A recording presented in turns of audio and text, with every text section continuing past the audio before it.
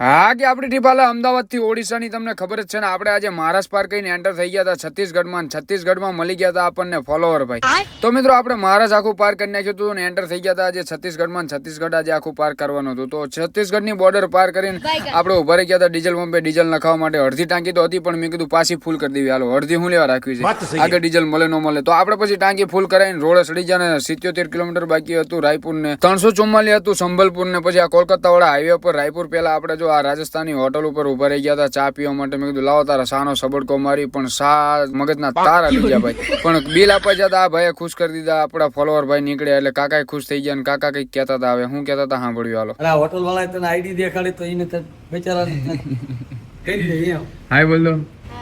અરે ऐसे हाथ उठा के मतलब તો અમે પહોંચી ગયા હતા છત્તીસગઢ રાયપુર ને. રાયપુર સિટીમાં અમારે ઉભું રહેવું પડ્યું હતું ફોન વાળા ત્યાં, કેમ કે કાકાના ફોનમાં કંઈક ટેકનિકલ ઇસ્યુ હતો એટલે બતાવવા માટે.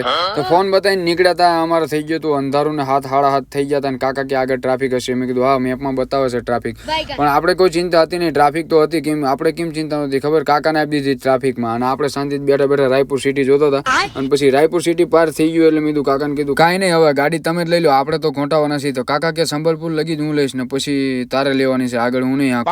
તો કાકાએ ઘડીકમાં 350 કિલોમીટર કાપીને લાવી દીધી હતી સંબલપુર ને. ઓડિશામાં એન્ટર થઈ ગયા હતા અને પહેલું જ સિટી આવ્યું હતું સંબલપુર. કાકાને કીધું ગેટ આવ્યો ઉભો રાખો. હવે ગાડી ઉભી રાખી એટલે આપણે ઉતરી ગયા હતા વિડીયો ઉતારવા માટે. ગેટ ની હેઠે ભૂત ઘોડે જઈને ઉભા રહી જાય એટલે મારી તો ફાટી રહી હતી ભાઈ. એટલે બીક તો લાગે ને યાર, આ રીતે સુમસામ રોડે ને આ રીતે અચાનક કઈને ઉભા રહેતો. પણ ગેટ મસ્ત મજાનો હતો જુઓ તમે. પછી આપણે જો ઓડિશામાં એન્ટર થઈ ગયા હતા ને આ નામ જલેબીન ઘૂસડા જેવા હતા ફાફડા જેવા ખબર ન પડી, પણ જંગલ વાળા વિસ્તારે હાથીની અવર જવર મારેલા બોર્ડ આવતા હતા. એટલે મેં કીધું આપણે ક્યાંક રોકાવું પડશે, આગળ બહુ ખતરનાક જંગલ છે. કાકા કહેતા હતા. તો આગળ પછી એક રાજસ્થાની હોટલે ઉભા રહ્યા હતા અમે જમવા માટે.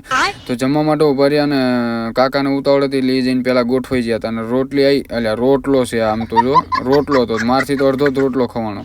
અને કાકાએ પછી ગોત્યો ખાટલો, કેમ કે હોટલ વાળો ના પાડતો હતો આગળ જવામાં રિક્સ છે, અહીંયા હોઈ જાઓ ભાઈ 2 કલાક ને પછી સવારના નીકળજો. એટલે આપણે 2 કલાક અહીંયા જ આરામ કરવાના છે અને સવારે આગળ જવાના છે. હજી ઓડિશામાં જ હાલવી છે, 150 કિલોમીટર જ ઓડિશાની અંદર આવ્યા છે અને હજી ભુવનેશ્વર પૂરી જવાનું છે.